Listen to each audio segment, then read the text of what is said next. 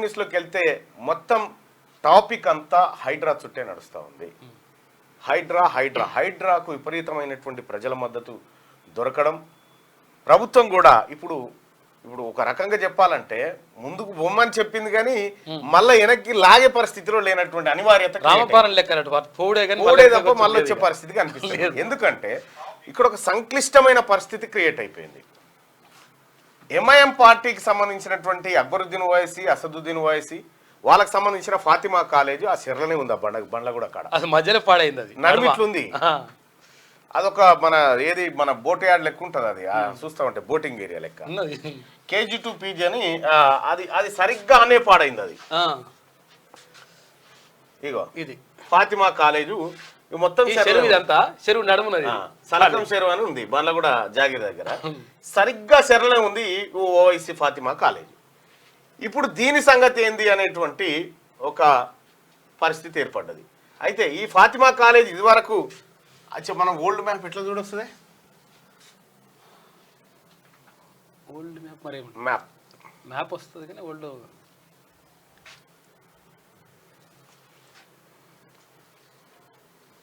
వెనక్కి పోయి చూడలేమా?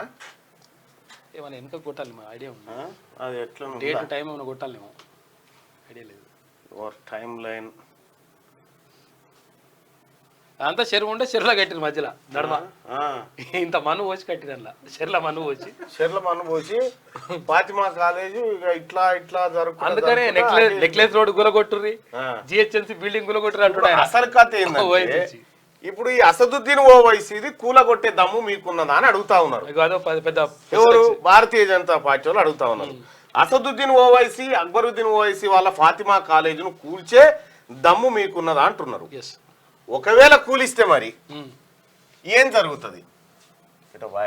ఫాతిమా కాలేజ్, ఈ ఫాతిమా కాలేజీను కూల్చేటువంటి అవకాశం ఉంది. ఇదంతా చెరువే, చెర్లకే వెళ్ళిపోయింది అనుకో. రాదు చెర్ల మన్ను పోసిరు, అంతే. చెర్ల మన్ను పోసిరు, నోట్లే మన్ను కాదు, చెర్ల మన్ను పోసిరు. Fatima college KG to PG దాకా ఉంది ఇప్పుడల్లా. ఇప్పుడు దీన్ని చెర విడిపించేటువంటి ప్రయత్నం జరుగుతుందా అనేది పెద్ద క్వశ్చన్ అయింది. ఇప్పుడు అసదుద్దీన్ ఓవైసీ దగ్గర 7 ఎమ్మెల్యేలు ఉన్నారు. ఆ తర్వాత MP ఉండే 2 ఎంపీలు ఉన్నారు వాళ్ళు. మరి వీళ్ళని అసదుద్దీన్ ఓవైసీ వాళ్ళని ముట్టుకుంటే వాళ్ళ నుంచి వచ్చేటువంటి రియాక్షను, ఆ రియాక్షన్ కు ప్రభుత్వం తల ఉంచుతుందా అనేది చర్చ జరుగుతూ ఉంది. ఇక చాలా ఫామ్ హౌజులు, ఈ ఫామ్ హౌస్ ఇట్లా, ఫామ్ హౌస్ అట్లా, ఇది బఫర్ జోన్, FTAలు, అది అని రకరకాలుగా చేస్తూ ఉన్నారు. సరే, ఏది చేసినా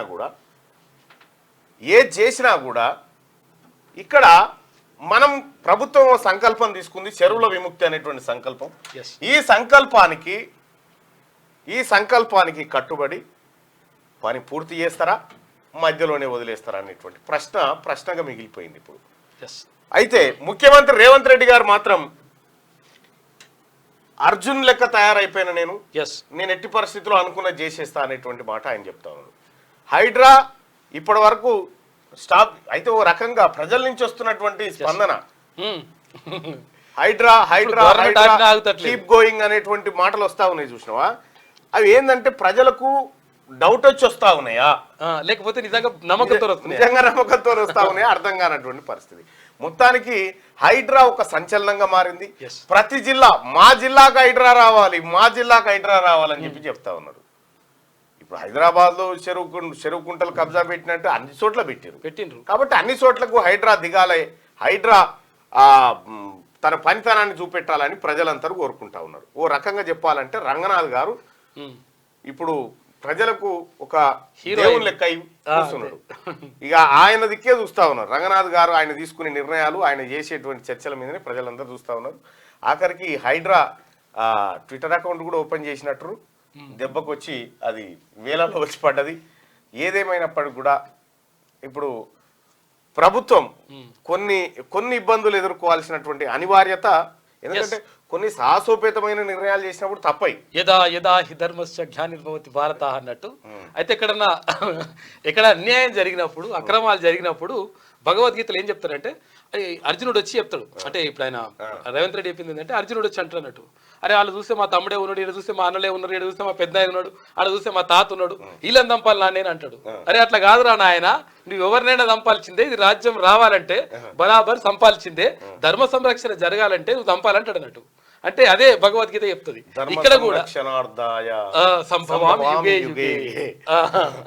సో కాబట్టి ఇడ ఓవైశ్య మనోడ మంజ అనేది కాదు, లేదు ఏ పార్టీ అని లేదు. బోనం మీదకి ఎత్తుకున్న తర్వాత కింద దించితే ఇప్పుడు జనంతో లెక్క. కాబట్టి ఆ బోనం కూడా పోషమ్మ తల్లికి ఏరాల్సిందే, అంతే, చెరువులు సాపు కావాల్సిందే. ఇది పరిస్థితి. ఇప్పుడు వాస్తవానికి కూడా ప్రభుత్వం విన్నా ప్రజలు వినే పరిస్థితిలో లేరు. ప్రభుత్వం పైన నమ్మకము, ప్రభుత్వం పైన విశ్వాసం అనేది ఈ హైడ్రా చేసేటువంటి పనుల మీద ఆధారపడి ఉంటుంది. సో మరి దానికి మార్గాలు ఉంటాయి, కోర్టుకు పోయో ఆపో హైడ్రాని రకరకాలుగా ఆ ఉపాయాలు అవి వేరే ఉంటాయి. అందరికీ శరార్థులు. పెన్నుతో మీకు మంచి సోపతుందా? తెలంగాణ యాసలో ముచ్చట్లు రాయడం మీకు తెలుసా? మీలాంటోళ్ళని ఎత్తుకుతుంది మా క్యూ న్యూస్. మరి ఆలస్యం చేయకుండా మాకు ఫోన్ చేయండి. 8688892604. లైక్ చేయండి.